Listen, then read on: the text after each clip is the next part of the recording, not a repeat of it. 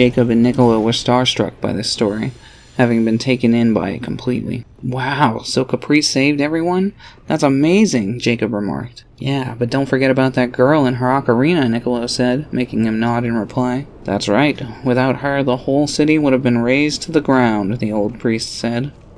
"So how did Kapreet and the woman defeat the demon?" Jacob asked loudly, bringing a smile to the priest's wrinkled face. "That's the best part. No one really knows. It's said that only someone pure of heart could play her crystal ocarina, but no one knows where that is either. It's always fascinated me," he wistfully replied.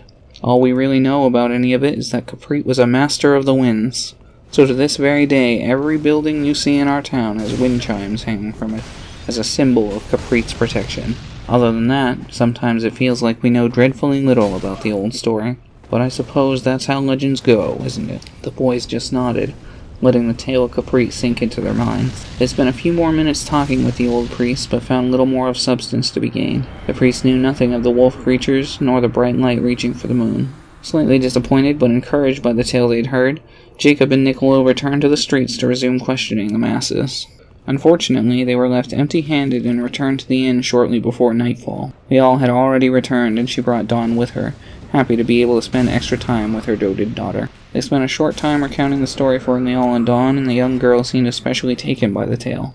My father noted how Niccolo told the legend with exaggerated poses and a deep dramatic voice. And it's funny because he always told us stories in a similar manner. When they were done explaining, everyone was left thinking about the tale in the bedroom of the inn, save Dawn, who was running around energetically and pretending that she was the warrior with the ocarina and Cardi was Kapreet. Lial was the first to speak of it. "Well, that's all interesting, but I can't find a way to connect it to what's happening here," she said. "Me either, yet I don't know why, but for some reason it all feels important, like a lesson from the past we should heed," Niccolo mused. "I'm not saying I disagree, but I've got to admit, I have no idea what it was trying to say, or if it was trying to say anything at all.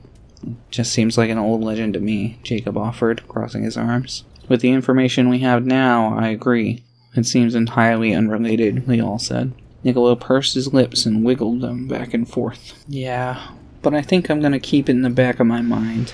Maybe it can help us figure something out. My question is, if Kapreet saved the town from that legendary monster, why hasn't he saved it from these wolf creature attacks?" Niccolo asked the room. Everyone put hands to their chins.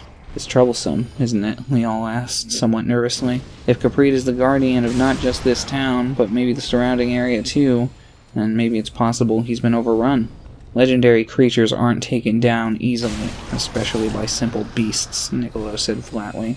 "Maybe, but I still just can't seem to wrap my mind around how any of this would be connected," Lial said pensively. Suddenly, all their eyes were taken when a bright red light fired past their window outside. It was at quite the distance, and they could see it clearly for several seconds. Dawn ran up to the window with Cardi and gasped in shock as she watched it, but the others stayed silent, watching as they wondered what it could possibly mean. Just as it had before, the light slowly lost momentum until it hung in the air for just a moment before it burst and fizzled away with sparkles of red luster. "Wow, that was so pretty, like a firework! I wish more would shoot up," Dawn said happily, greatly pleased by the display. She waited patiently for a few moments before giving a quiet "oh" of dissatisfaction. The room was dead silent for 8 seconds as they all looked out the window.